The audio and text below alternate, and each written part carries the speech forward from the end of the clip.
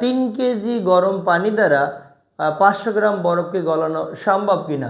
Just আমরা সমাধান করছি ঘ নাম্বার কোশ্চেন। আমরা যদি একটু গ্রাফের মাধ্যমে দেখি, ধরে নিলাম এটা -5 ডিগ্রিতে আছে, -5 ডিগ্রি থেকে 0 ডিগ্রিতে বরফ পৌঁছাবে। এবারে আর গরম পানির ক্ষেত্রে যেটা হবে 90 ডিগ্রি সেলসিয়াস থেকে তাপ বর্জন করবে। তো আমরা একটু দেখি ঘ নম্বর কোশ্চেন আমরা সমাধান করছি। তো ঘ নম্বর কোশ্চেনের ক্ষেত্রে আমরা জাস্ট যদি প্রথমে লিখি -5 ডিগ্রি সেলসিয়াস তাপমাত্রার বরফ কর্তৃক বর্জিত তাপ, বরফ তাপ বর্জন করবে, বরফ কর্তৃক বর্জিত তাপ, বরফ 2টা স্টেপে তাপ বর্জন করবে। এইখানে বরফের সুপ্ত তাপ হলো, বরফের আপেক্ষিক তাপ 2100 joule per KG per kelvin. আর এখানে বরফের আপেক্ষিক সুপ্ত তাপ তোমাদের বইয়ে যেটা দেওয়া আছে সেটা 3,34,000 জুল পার কেজি। আর পানির আপেক্ষিক তাপ তো 4200 joule per KG per kelvin, এটা আমরা তো জানি। তো বর্জিত তাপ এটাকে আমরা Q1 বলছি। Q1 সমান হবে M1 S1 ডেল থিটা 1, এটা আমরা বলছি। M1 হলো জাস্ট কিন্তু বরফ, কতটুকু বরফ আছে, 500 গ্রাম বরফ আছে, তাই 0.5 কেজি। বরফকে যদি আমরা কেজিতে নেই, গ্রামকে কেজিতে নেই, 1000 দিয়ে ভাগ করলে 0.5 কেজি হবে। এবং বরফের আপেক্ষিক তাপ দেয়া আছে বা আমরা জানি 2100, এবং তাপমাত্রার পার্থক্য দেয়া আছে, কত দেয়া আছে এখানে 0 ডিগ্রি থেকে -5 ডিগ্রি থেকে 0 ডিগ্রিতে পৌঁছাবে। তাহলে যেটা হবে 0 -5,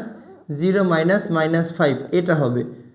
তো এটা হবে 0.5 ইন্টু 2100 প্লাস হলো 5, এটা 0.5 ইন্টু 2100 ইন্টু হলো 5, 5250 জুল আসে, 5250 জুল তাপ আসে।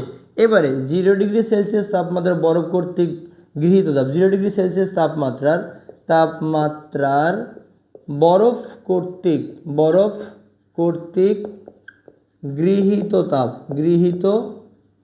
তাপ, তো এটাকে আমরা Q2 বলি। Q2 তাহলে M1 LF, M1 কত, বরফ 0.5 কেজি, এবং এটা 3,34,000।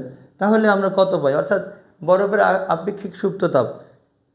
তো 0.5 ইন্টু 3,34,000, এখানে আমরা চাইলে 35,000ও ইউজ করতে পারি, অর্থাৎ পুরনো বইয়ে 3,35,000 বা উচ্চ মাধ্যমিকে এটা ইউজ করা হয়েছে।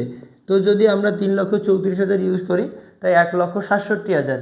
তাহলে বরফ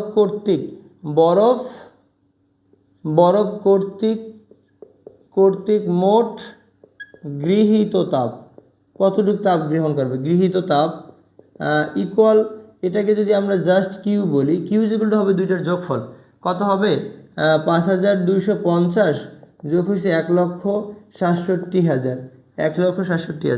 এটাকে যদি আমরা 5000 এর সাথে 5250 যোগ করি তাহলে এটা হচ্ছে 1,72,250 জুল। এবারে আমরা দেখব 90 ডিগ্রি সেলসিয়াস তাপমাত্রার পানি কর্তৃক বর্জিত তাপ, পানি কর্তৃক বর্জিত তাপ, অর্থাৎ পানি তাপ বর্জন করবে, পানি কর্তৃক বর্জিত তাপ কত হয় আমরা একটু দেখি। পানি কর্তৃক বর্জিত তাপ এটাকে আমরা Q3 বলছি। Q3 হলো MS ডেল থিটা। এম এর মান গরম পানি কয় কেজি, 3 কেজি, এটা 3, এবং আপেক্ষিক তাপ কত, 4200, আপেক্ষিক তাপ 4200, ডেল থিটা কত, 90 ডিগ্রি থেকে 0 ডিগ্রিতে পৌঁছাবে, তার মানে 90 - 0 মানে 90 ডিগ্রি হবে। তাহলে এটা গুণ করলে কত হয়, 3 ইন্টু 4200 ইন্টু হলো 90, তার মানে এখানে যেটা হয়, এখানে জাস্ট এখান থেকে আমরা পাই 11,34,000। এখানে যেটা দেখলাম যে গরম পানি কর্তৃক 11,34,000 তাপ বর্জন করে, এবং বরফ শুধুমাত্র 1,72,000 তাপ গ্রহণ করতে পারে। তার মানে এটা আমরা বলতে পারি, যেহেতু এখানে কিউ এর মানের তুলনায় Q3 অনেক বড়, তাহলে উদ্দীপকে উল্লিখিত গরম পানি কর্তৃক সম্পূর্ণ বরফ গলাতে পারবে এবং ভালোভাবেই গলাতে পারবে, ইজিলি গলাতে পারবে। আসসালামু আলাইকুম। আজকে আমরা সমাধান করছি সিলেট বোর্ড 2025 সালের কোশ্চেনটা। ধারাবাহিকভাবে আমরা বস্তুর উপর তাপের প্রভাব এই অধ্যায় থেকে আমরা কোশ্চেনগুলো সমাধান করছি। আজকে আমরা বস্তুর উপর তাপের প্রভাব থেকে সিলেট বোর্ড 2025 সালে যে কোশ্চেনটা আসছে সেটা সমাধান করব। এটাও মিশ্রণের উপর ভিত্তি করে কোশ্চেনটা আসছে। 90 ডিগ্রি সেলসিয়াস তাপমাত্রার 3 কেজি উত্তপ্ত পানির মধ্যে যদি আমরা -5 ডিগ্রি সেলসিয়াস তাপমাত্রার 500 গ্রাম বরফকে রাখি, এটা ছিল আমাদের উদ্দীপক থেকে প্রথম কোশ্চেন করা হলো যে গরম পানির তাপমাত্রা ফারেনহাইট স্কেলে কত হবে, এই 1 নম্বর কোশ্চেন। দ্বিতীয় কোশ্চেন ছিল যে গরম পানি দ্বারা সম্পূর্ণ বরফ আসলে গলানো সম্ভব কিনা। তো আমরা সমাধান করছি গ নম্বর কোশ্চেন। আমরা গ নম্বর কোশ্চেনটা দেখি যে এখানে গরম পানির তাপমাত্রা ফারেনহাইট স্কেলে কত হবে।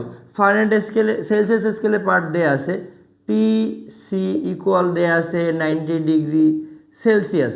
আমরা জানি T/5 equal F minus TF minus 32 by হলো 9, অর্থাৎ আমরা এটা C/5 বলি, F মাইনাস 32 বাই 9। বর্তমান বই কিন্তু টি দেওয়া আছে temperature, T/5 equal TF minus 32 by 9।